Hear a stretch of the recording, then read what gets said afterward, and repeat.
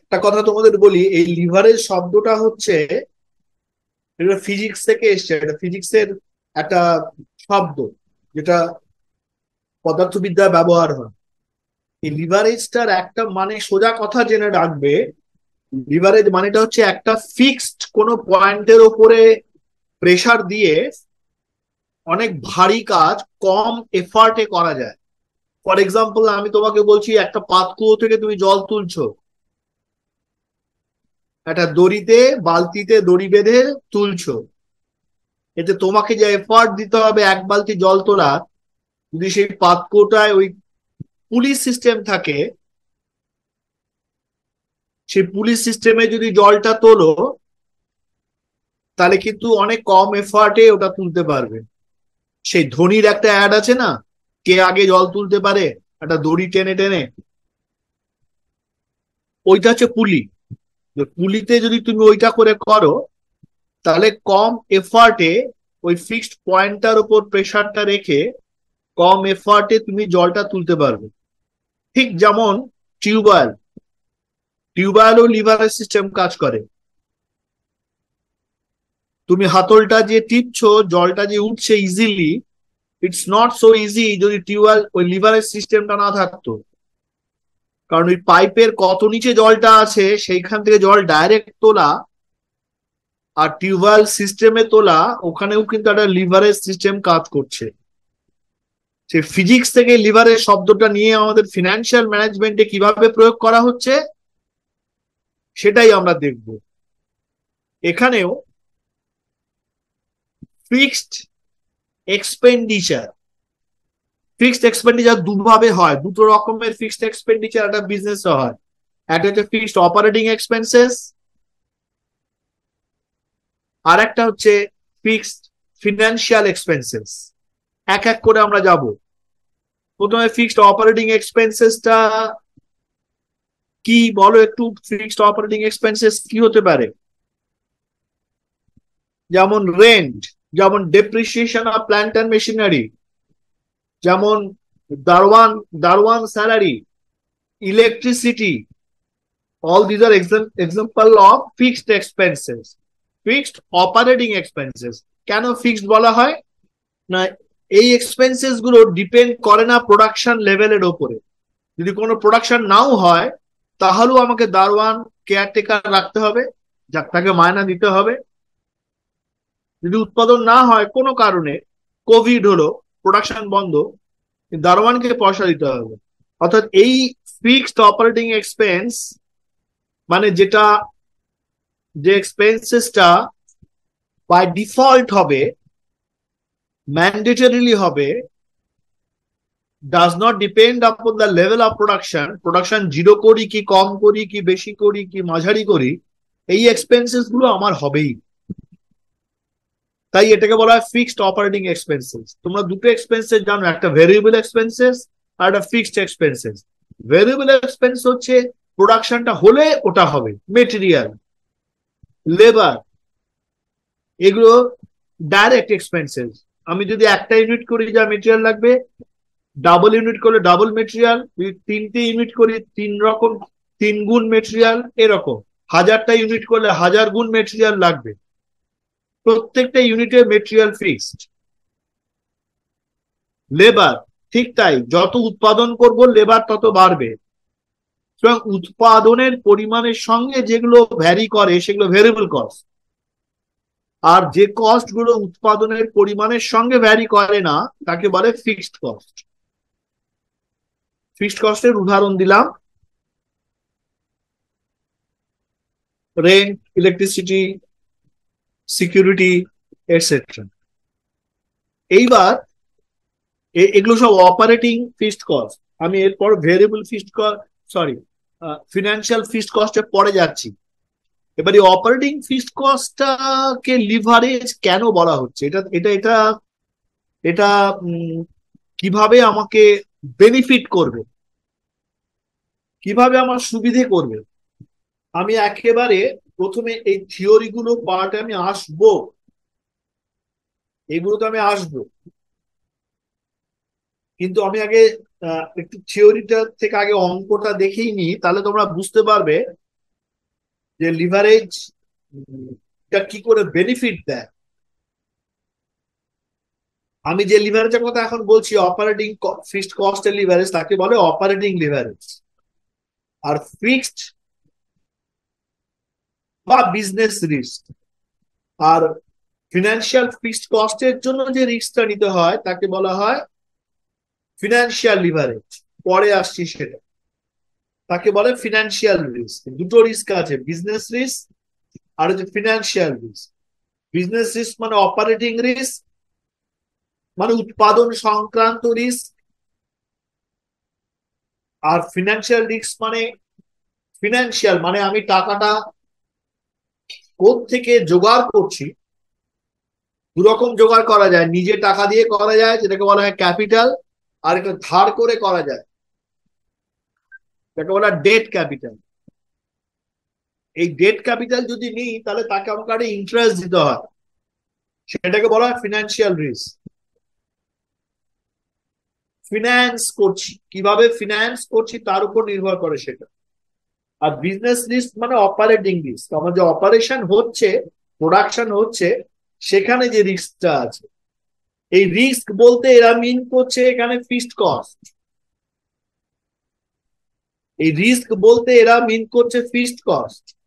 আর আমি এতক্ষণ যেটা বললাম আমার বেনিফিট, বেনিফিট যেমন পাতকুয়োর জল তোলা বা টিউবারের জল তোলা, কি বেনিফিট? কম এফার্টে বেশি রেজাল্ট। তাহলে যেটা রিস্ক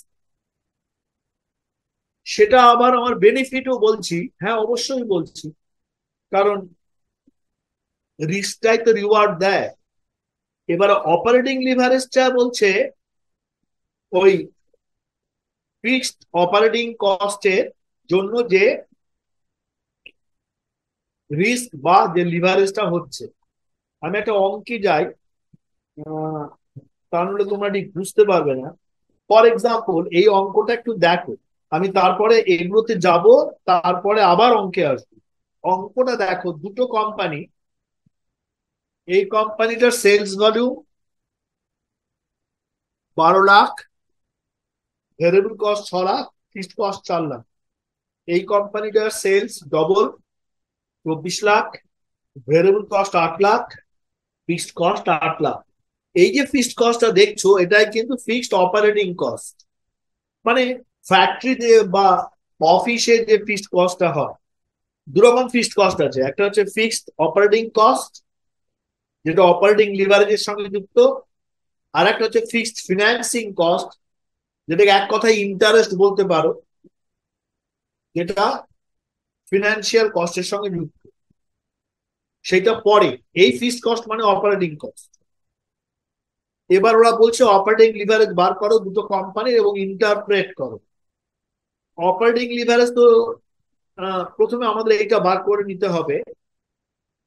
12 লাখ থেকে 6 লাখ বাদ দিলাম ভেরিয়েবল কস্ট, তাহলে যে 6 লাখ পড়ে থাকে তাকে কন্ট্রিবিউশন বলে। এগুলো নিশ্চয়ই তোমরা জানো, এগুলো আমি আর নতুন করে আহ, আমি ধরে নিচ্ছি এগুলো তোমরা জানো। কন্ট্রিবিউশন মানে হচ্ছে সেলস মাইনাস ভেরিয়েবল কস্ট।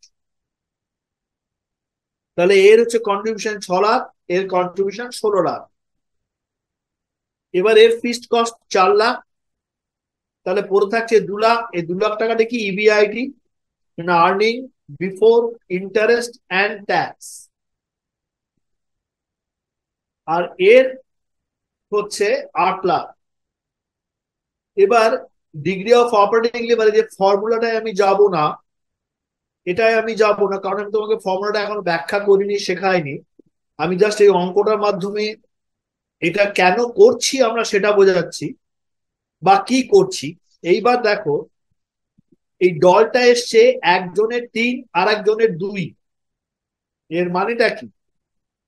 এর মানেটা হচ্ছে যার ডিওএল 3, তার মানে ডিগ্রি অফ অপারেটিং লিভারেজ যার বেশি, তার রিস্ক বেশি। সুতরাং এই দুটো কোম্পানির যদি রিস্ক কম্পেয়ার করি, প্রথম কোম্পানিটার রিস্ক দ্বিতীয় কোম্পানিটার থেকে বেশি। আমি একটা কথা শুধু তোমাকে বলে দিই, আমি বলেছিলাম যদিও, আবার বলি, এই রিস্কটা কোথায় যুক্ত হয়ে আছে? যুক্ত হয়ে আছে ফিক্সড কস্টে। ফিক্সড কস্টে যুক্ত হয়ে আছে। যার ফিক্সড কস্ট যত বেশি তার রিস্ক তত বেশি।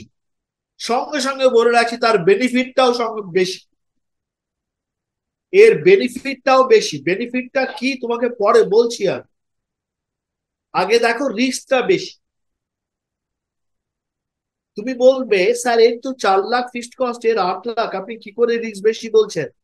ওরকম তুলনা করলে হবে না, অ্যাবসলিউট ফিগার দেখলে হবে না। তুমি দেখো কন্ট্রিবিউশনটার তুলনা। এর যে কন্ট্রিবিউশন, তার তুলনায় এর ফিক্সড কস্ট কত? 4। 6-এ 4 আর 16-তে 8, কে বেশি? 6-এ 4 বেশি। 16-তে 8 মানে কি? 16-র অর্ধেক। তাহলে 6-এর অর্ধেক 3। যদি এর 3 হতো তাহলে দুজনের রিস্ক সমান হতো, কিন্তু এর ফিক্সড কস্ট 4, মানে 3-এর বেশি। 3টাকে এই জন্যই বলছি 16-র অর্ধেক 8, তাহলে 6-এর অর্ধেক 3, সেই অর্থে আমি 3 কথাটা বলছি। তাহলে 3 কথাটা কিন্তু এখানে কোনোভাবে বিচার্য ছিল না। বিচার্য এটাই, যার ফিক্সড কস্ট রিলেটিভলি বেশি, তুলনামূলক ভাবে বেশি। কার সঙ্গে তুলনামূলক? কন্ট্রিবিউশনের সঙ্গে। এবং এর যা কন্ট্রিবিউশন, তার থেকে এর ফিক্সড কস্টটা বেশি দেন এর কন্ট্রিবিউশনের থেকে এর ফিক্সড কস্ট। এর কন্ট্রিবিউশন ফিক্সড কস্টের যা রেশিও, তার থেকে এর কন্ট্রিবিউশনের ফিক্সড কস্টের রেশিওটা বেশি। সেই অর্থে আমি বলছি এর ফিক্সড কস্টটা বেশি। এবং যার ফিক্সড কস্ট বেশি, তার ডিগ্রি অফ অপারেটিং লিভারেজ বেশি, তার বিজনেস রিস্ক বেশি, তার বেনিফিটও বেশি। এই বেনিফিটটা এখন বুঝবে না, পরে বোঝাবো। তার বেনিফিটটাও বেশি। এমনি তোমাকে এখনই আমি বলে দিচ্ছি বেনিফিট কেন বেশি। এবার যদি এর সেলসটা একটু বাড়াও, এই প্রথম কোম্পানিটার সেলসটা যদি 20% বাড়াও, তাহলে ওর ইবিআইটি অনেক বেশি বাড়বে দেন যদি এ কে 20% বাড়াও, এর ইবিআইটি 20%-এর কম বাড়বে। অর্থাৎ বেনিফিটটা ওখানে, যদি আমি সেলসটাকে বাড়াতে পারি, তাহলে যার লিভারেজ বেশি তার বেনিফিট বেশি। ঠিক উল্টো, কোন কারণে যদি সেলসটা কমে যায়, তাহলে কিন্তু এর ঝুঁকি অনেক বেশি। ঝুঁকি কেন বেশি? এই ফিক্সড কস্টটাও তুলতেই পারবে না, তখন ওর লস হবে। ও কিন্তু পারবে, পাশের কোম্পানিটা কিন্তু পারবে। ওর যদি সেলস কমেও যায়, ওর ভেরিয়েবল কস্টও কমবে, প্রপোর্শনেটলি কন্ট্রিবিউশনটাও কমবে। কিন্তু যেহেতু ওর ফিক্সড কস্টটা প্রপোর্শনেটলি কম, ও একটু কম রিস্কে থাকবে। ও কিন্তু বেশি রিস্কে থাকবে কারণ ওর লিভারেজটা বেশি। আমি বেনিফিটটা বলছিলাম যদি বাড়াতে পারি। যদি আমার সেলস বাড়ে, তাহলে ও যা বেনিফিট পাবে ও তা পাবে না। অর্থাৎ এটা মানে শাখের করা। যদি ওদিকে যায় বাড়ে তাহলে অনেক বাড়বে, যদি কমে যায় তাহলে কিন্তু ওর সাংঘাতিক বিপদ হবে। তাই তো রিস্ক শব্দটা বলা হচ্ছে। রিস্ক শব্দটাই একটা নেগেটিভ শব্দ। ইন দি সেন্স, সেলস বাড়লে কি হবে তখন তাকে রিস্ক বলে না, সেল কমলে কি হবে তাকে রিস্ক বলে। তা যদি এর সেলটা কমে, যেহেতু লিভারেজটা বেশি, তাহলে ও কিন্তু ঝুঁকির সম্মুখীন হবে, কারণ ও এই ফিক্সড কস্টটা কভার করতে পারবে না। আর এই ফিক্সড কস্টের অ্যামাউন্টটার উপরেই ওর লিভারেজ নির্ভর করছে। ফিক্সড কস্ট যদি কম থাকতো, লিভারেজটা কম হতো, রিস্কটা কম থাকতো। তাহলে ফিক্সড কস্টের উপস্থিতি এবং তার পরিমাণ, এইটা লিভারেজটাকে নির্ধারণ করে। লিভারেজকে নির্ধারণ করে মানে রিস্ক নির্ধারণ করে, আবার উল্টো বেনিফিটও নির্ধারণ করে। এইবার আমরা একটু থিওরিটা দেখি কি বলছে, কারণ তোমাদের থিওরিও কিন্তু আসে, শুধু অঙ্কই আসবে তা নয়। এই চ্যাপ্টারটা আমরা দুটো রিস্ক দেখবো, একটা হচ্ছে বিজনেস রিস্ক আর একটা হচ্ছে ফিনান্সিয়াল রিস্ক। এই দুটো রিস্ক আমরা দেখব। এবার এই বিজনেস রিস্কটা হচ্ছে অপারেটিং লিভারেজ, ফিনান্সিয়াল রিস্কটা হচ্ছে ফিনান্সিয়াল লিভারেজ, আর এই দুটোকে একসঙ্গে কম্বাইন করলে হবে টোটাল লিভারেজ বা কম্বাইন্ড লিভারেজ। আর আমরা করব ইবিআইটি ইপিএস অ্যানালাইসিস, এটা কম্বাইন্ড লিভারেজ দিয়ে করব। খুব ইন্টারেস্টিং চ্যাপ্টার। আমি প্রথমে যেটুকু বললাম সেটুকু হচ্ছে ফিক্সড কস্টটাই লিভারেজটাকে নির্দেশ করে। যে ডিজাইন বলছি, এক একটা কোম্পানির এক এক রকম ডিজাইন, একটু আগে দেখালাম। যে ডিজাইনে যে কস্ট স্ট্রাকচারে ফিক্সড কস্টটা বেশি থাকে তার লিভারেজটা বেশি হয়। সুতরাং ফিক্সড এক্সপেন্সটাই লিভারেজের পরিমাণটা নির্ধারণ করে। প্রথমে business risk is associated with the operation of the farm. দুটো কাজ, একটা অপারেশন আর একটা ফিনান্সিং। একটা হচ্ছে প্রোডাকশন আর একটা হচ্ছে টাকা জোগাড় করা। কোন সোর্স থেকে টাকা জোগাড় করে কোম্পানিটা চালাবো, এই অপারেশনটাকে বলা হচ্ছে প্রোডাকশন। প্রোডাকশনে যে কস্ট গুলো রিলেটেড থাকে তার মধ্যে যেগুলো ফিক্সড তাকে বলা হচ্ছে ফিক্সড কস্ট। এখানে the rate of return which reflects the operating profitability of the firm is a random variable as it may take different values at different points of time. এই variation leads to rise in business. Variation বলতে আমি একটু আগে তোমাদের বললাম sales. সেলসটা যদি কমে বা বাড়ে, দুটোতেই বাড়লে রিস্ক নেই, কমলে রিস্ক আছে। আর এই business risk is independent of capital structure. হ্যাঁ, এটা ক্যাপিটাল স্ট্রাকচারের উপর নির্ভর করে না, কারণ ক্যাপিটাল স্ট্রাকচার মানে ফিনান্সিং সাইড, কোথা থেকে টাকাটা জোগাড় করছি, ইকুইটি না ডেট। ইকুইটি আর ডেটের প্রপোর্শনটা হচ্ছে ক্যাপিটাল স্ট্রাকচার। সেটা যাই হোক না কেন, আমি যেখান থেকেই টাকা জোগাড় করি না কেন, আমার প্রোডাকশনে 10 কোটি টাকা লাগবে। সেই 10 কোটি আমি কিভাবে এমপ্লয় করছি বিজনেসে, ভেরিয়েবল মানে আমার প্রোডাকশন স্ট্রাকচারে। প্রোডাকশন স্ট্রাকচারে মানে দুরকম হয়, একটা লেবার ইন্টেন্সিভ আর একটা ক্যাপিটাল ইন্টেন্সিভ। ক্যাপিটাল ইন্টেন্সিভে আমার ফিক্সড কস্ট বেশি, আর লেবার ইন্টেন্সিভে আমার ভেরিয়েবল কস্ট বেশি, ফিক্সড কস্ট কম। সুতরাং আমি যদি ক্যাপিটাল ইন্টেন্সিভে যাই মানে ফিক্সড কস্ট বেশি, সেক্ষেত্রে আমার রিস্কটা বেশি নেওয়া হবে। রিস্কটা ওই জন্যই বেশি নেওয়া হবে, বলা হচ্ছে যে যদি কোনো কারণে যতটা পরিমাণ উৎপাদন করলে প্রফিটের মুখ দেখবো, প্রফিটের মুখ তখনই দেখবো যখন ফিক্সড অপারেটিং কস্টটা কভার হচ্ছে। এটা তো আমার উপর নির্ভর করে না, এটা অনেকটাই নির্ভর করে হ্যাঁ এক্সটার্নাল ফ্যাক্টর গুলোর উপরে। হ্যাঁ, আমার উপর তো নির্ভর করে আমি কিরকম কোয়ালিটি উৎপাদন করছি, আমার মার্কেট কিরকম ছড়িয়ে রয়েছে, মার্কেটটা একটা জায়গায় কনসেন্ট্রেটেড না মার্কেটটা অনেক জায়গায় কনসেন্ট্রেটেড, অনেক জায়গায় ডিসপার্সড হয়ে আছে, তার উপর নির্ভর করে। এগুলো এগুলো সবই অপারেশন এর মধ্যে পড়ে। বিজনেস রিস্ক হচ্ছে অপারেশন রিস্ক, এটা ক্যাপিটাল স্ট্রাকচারের উপর নির্ভর করে না। আমি বললাম 10 কোটি টাকা আমার দরকার, এই 10 কোটি দিয়ে আমি যে উৎপাদন ডিজাইনটা করলাম, যেভাবে প্রোডাকশনটা করব এবং বিক্রি করব, এবং সেখানে যে যে কস্ট ইনভলভ হয়ে থাকবে সেটা একটা ভাবনা। আর এই 10 কোটি টাকা কোত্থেকে জোগাড় করব নিজে কতটা দেব আর ধার করব কতটা, সেটা হচ্ছে ক্যাপিটাল স্ট্রাকচারের ভাবনা, ফিনান্সিং ডিসিশন। এই অপারেশনটা মানে কি উৎপাদন করব, কতটা উৎপাদন করব, কতটা ভালো উৎপাদন করব,